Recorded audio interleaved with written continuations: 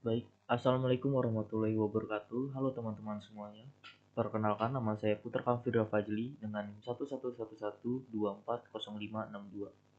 Pada video kali ini saya akan menjelaskan atau meresume kembali materi yang dijelaskan pada pertemuan kelima dan keenam pada mata kuliah Hukum Internasional. Yang pertama, sumber hukum terakhir secara resmi.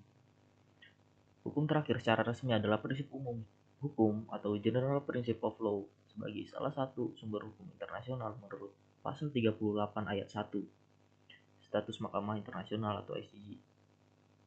Yang kedua, prinsip umum hukum sering disebut sebagai jalan terakhir atau sumber hukum terakhir secara resmi karena apabila dipakai jika yang pertama tidak ada perjanjian internasional atau treaty, dan yang kedua yaitu tidak ada kebiasaan hukum internasional atau customary law.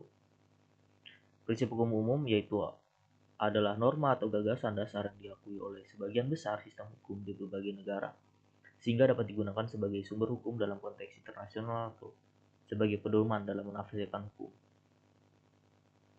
Nah, contoh prinsip hukum umum ini yaitu yang pertama ada pacta sunt servanda, yaitu setiap perjanjian itu harus ditepati.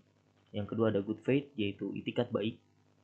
Yang ketiga ada equality before the law, yaitu kesetaraan di depan hukum. Selanjutnya ada res judicata, yaitu putusan yang telah berkekuatan hukum tetap tidak boleh diperkarakan lagi. Yang terakhir yaitu liability for wrongful act, yaitu tanggung jawab atas perbuatan melanggar hukum. Nah, fungsi dari prinsip hukum umum ini sendiri yaitu mengisi kekosongan hukum internasional dan mencegah non-liquid, yaitu pengadilan yang tidak dapat memutus karena tidak adanya hukumnya itu sendiri. Dan yang terakhir menjadi pegangan universal dalam menafsirkan hukum internasional. Selanjutnya kita akan membahas mengenai menurut sumber hukum menurut para ahli. Menurut Mokhtar Kusumaca, sumber hukum internasional dapat berasal dari praktik negara, praktik organisasi internasional, praktik entitas selain negara, dan tulisan para pakar hukum internasional. Sumber hukum internasional sendiri dapat diartikan sebagai dasar kekuatan mengikatnya hukum internasional, metode penciptaannya hukum internasional, dan tempat dikemukakannya ketentuan hukum internasional yang dapat diterapkan pada suatu kesatuan konkret.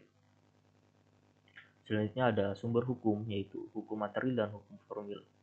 Hukum material dapat didefinisikan sebagai bahan-bahan aktual atau nyata yang dapat dipergunakan oleh seseorang ahli hukum internasional untuk menentukan kaidah hukum yang berlaku terhadap suatu peristiwa atau situasi tertentu.